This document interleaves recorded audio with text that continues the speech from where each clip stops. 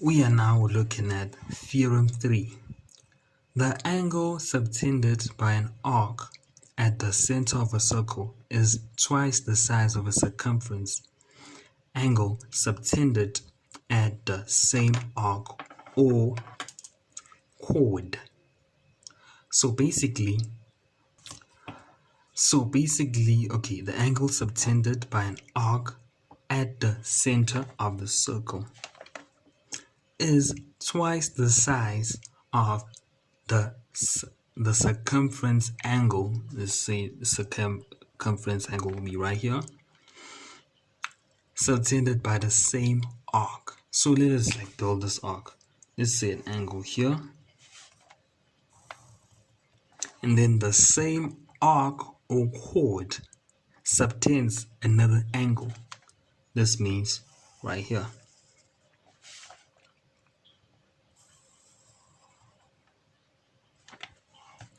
What that means is the angle subtended by an arc at the center of a circle is twice the size. So it is 2 times the size of the circumference angle.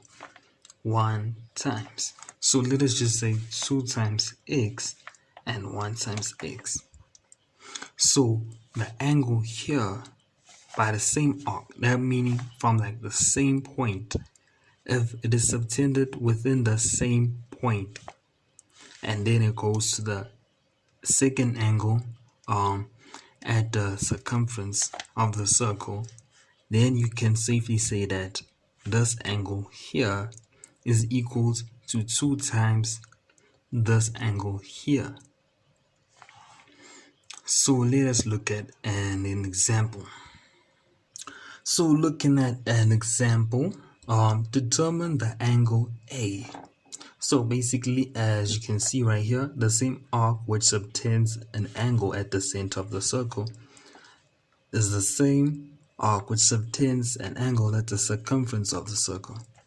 So basically, angle A would be equal to twice the size of the angle at the circumference, the subtended angle at the circumference.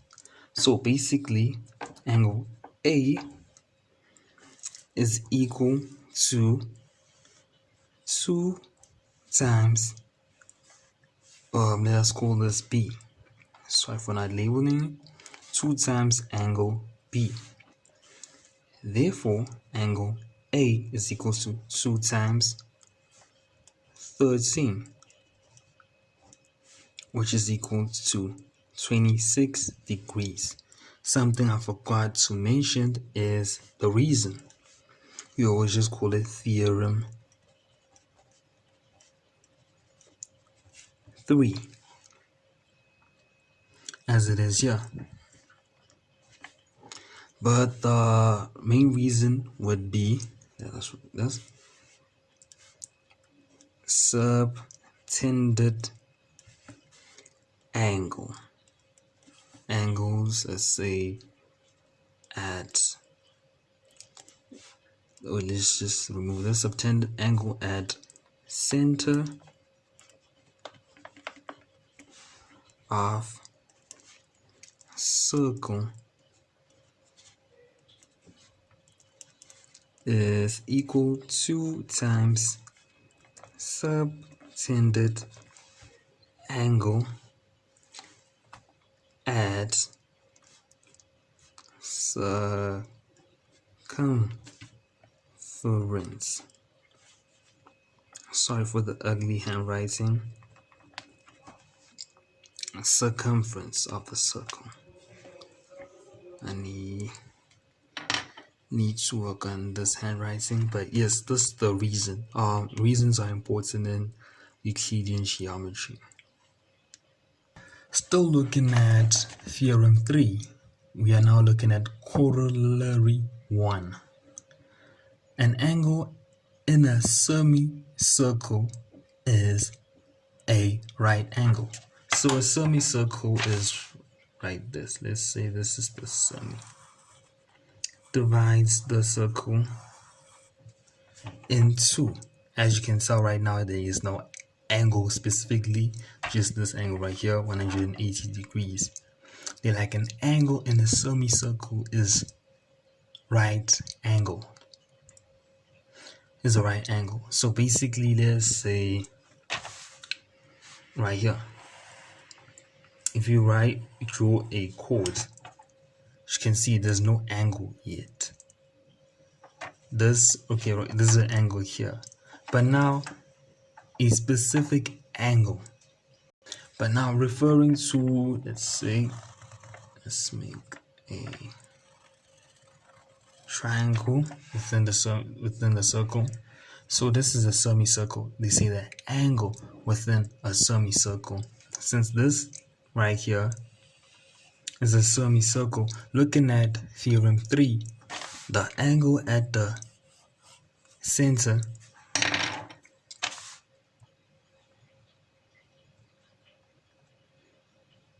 an angle subtended by a chord at the center of the circle is equals to twice the angle subtended by the same chord at the circumference of the circle. So this is what happened. An angle in a semicircle is right angled. This is how it comes about within theorem 3. So let us look at an example. Determine x. Determine angle x. Basically, angle x, right, is equal to 90 degrees. 90 degrees. Why is that? Angle in semicircle.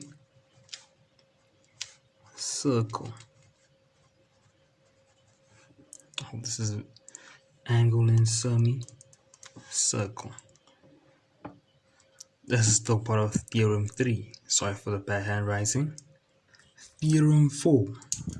Inscribed angles in the same circle segment are equal. Inscribed angles in the same circle segment. So let us look at something like this.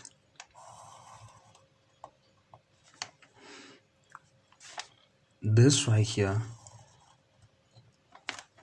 inscribed angles in the same circle segment are equal. So okay, this is kind of an arc created at this point, but anyway, let's do this.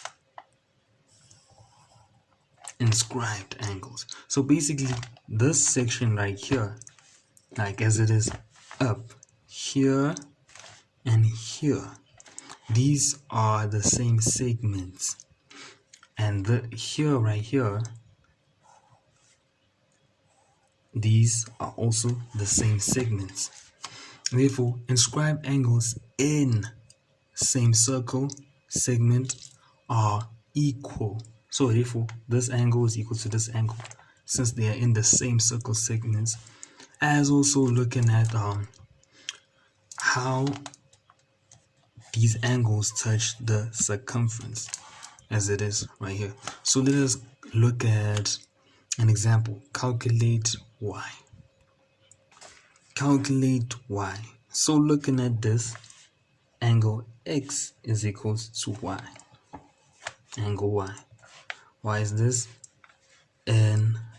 Inscribed angles in same segment of a circle. But this is reasonable enough. Therefore, 30 degrees is equals to angle y. So that's theorem 4. Now we're about to look at the converse of theorem 4.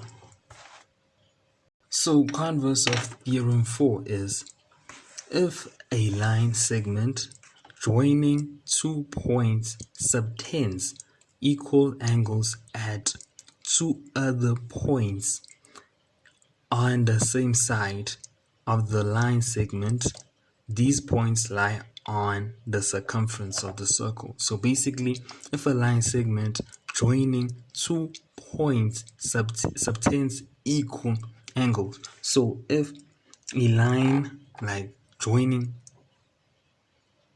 segment joining 2 points, so this right here is one segment joining 2 points right here, 2 points which subtends equal angles. So subtending right here, angles are equal. This angle is equal to this angle. Add two other points on the same side, which is on the same side right here of the line segment, which is also a different segment. These points lie on the circumference of the circle. So these points are actually on the circle. They are on the circumference of the circle. These points aren't. The line doesn't go over. It's actually on the points of the circle. It's what the converse of Theorem 4 states. We are now looking at Theorem 5. Opposite angles of a cyclic quadrilateral are supplementary, therefore equal to 180 degrees, as they are supplementary. So basically, a quadrilateral is a polygon with 4 sides, basically. So this is how it goes. Let's say cyclic quadrilaterals.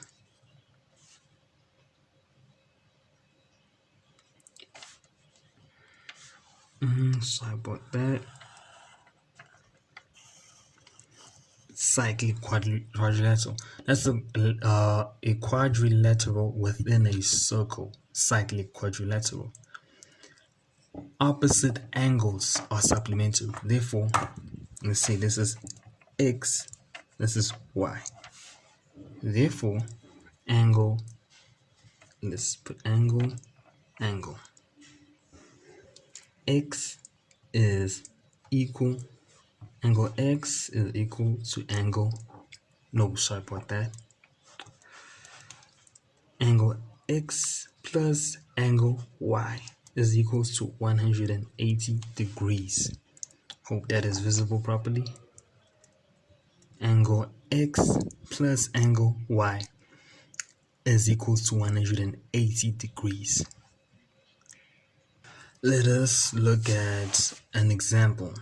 Determine x. So basically, when it comes to determining x, this is a cyclic quadrilateral. So what this means is angle y plus angle x is equals to 180 degrees. Therefore, angle y we have, which is 92 degrees, plus angle x, which is the one we're trying to determine, are equal to 180 degrees. Therefore, x is equal to 180 degrees minus 92 degrees, which is equal to 88 degrees. The reasoning is opposite angles of a cyclic quadrilateral. This is Theorem 5. Now, still in Theorem 5, we are looking at Corollary 2. The exterior angle of a cyclic quadrilateral. The exterior angle of a cyclic quadrilateral equals the opposite interior angle. So basically, this angle right here, the exterior angle of a cyclic quadrilateral equals the opposite interior angle. Let me just see, angle. So this is the exterior angle of a cyclic quadrilateral, this is a straight line, this is meant to be a straight line, is equal to this angle right here, basically. Therefore, looking at a example, calculate Z, angle Z. As you can tell, we have angle Z right here, we have an exterior angle. So angle Z is equal to, let us label this to Y, angle Y. Right here, let us label Y. Let's put this as Y1, Y2, brackets, Y1 and Y2. So it's actually equal to Y2. So basically, Z is equal to 92 degrees. Why is that? As you can tell, this angle here is equal to this angle here. Why is that? The exterior angle of a cyclic quadrilateral equals to the opposite interior angle. So the reasoning is exterior angle of cyclic quad is equal opposite interior angle. It's equal to the opposite interior angle. So now we are looking at the converse of corollary 2. If an exterior angle of a quadrilateral is equal to the opposite interior angle, that is a cyclic quadrilateral. Therefore, if angle X is equals to angle Y, therefore it's a cyclic quadrilateral. Sorry about that. Yes. So we are done with theorem 5. Realizing that we skipped the converse of theorem 5. Let me just cover it. So looking at the converse of theorem 5, sorry for skipping it. If two opposite angles of a cyclic quadrilateral are supplementary, then the quadrilateral is cyclic. Therefore, if angle Z plus angle Y equals 180 degrees, then it is a cyclic quadrilateral. Basically, that's the converse of theorem 5.